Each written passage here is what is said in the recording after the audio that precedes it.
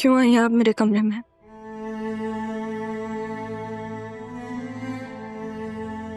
अपनी बेटी के कमरे में नहीं आ सकती क्या मैं? जब आप मुझे जिंदगी से ही निकाल चुकी हैं तो फिर अब रिश्ते बनाने का क्या फायदा? इससे तो मत कहो रहा। माँ हूं तुम्हारी, मैंने जो कुछ भी किया तुम्हारी भलाई के लिए किया। अपने बाप के पास तुम्हें छोड़। कौन सी माँ है आप?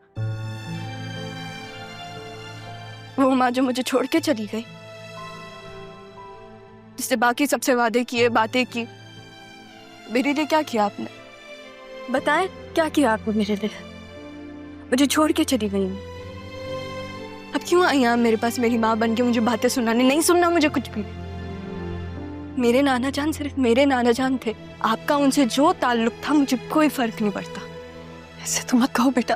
बेटा मत कहे ना मुझे, मत कहे मुझे बेटा। मेरी माँ मर चुकी है, हमारा कोई रिश्ता नहीं है। ऐसा मत कहो रहा। मैं खुदा जानता है मैंने जो कुछ भी किया तुम्हारी बेहतरी के लिए किया है। मेरी खातिर? मेरी खातिर किया?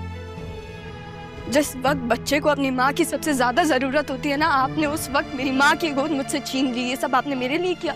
एक अच्छी माँ किसी और के रहमो करम पे अपने बच्चे को छोड़ के नहीं जाती है। दूसरों के रहमो करम पे नहीं, अपने बाप को सौंप कर गई थी तुम्हें मैं। आपको पता है इस घर में एक और बेखबर इंसान था, और उस बेखबरी में ना वो मुझे जब अंधेरे कमरे में बंद करती थी तो मामू और नाना जान आते थे मेरे पास। आप क्यों नहीं आई? क्यों नहीं आई आप? क्योंकि आप कभी थी ही नहीं। लेकिन ऐसा नहीं है कि आपको पता नहीं था कि मेरे साथ क्या हो रहा है, क्योंकि ज़ैनब भी तो आपको हर लम्हे की खबर देती थी। आपको नहीं हुआ कि आप मेरे पास आए, मुझसे पूछें कि मैं कैसी हूँ, अपनी बेटी के पास आए? मुझे माफ कर दो, माफ कर दो बेटा। मुझे नहीं मालूम था कि जिंदगी तुम्हारे साथ ऐसा सलूक करेगी। भूल जाओ सब कुछ। मैं नहीं भूल सकती, नहीं भूल सकती मैं।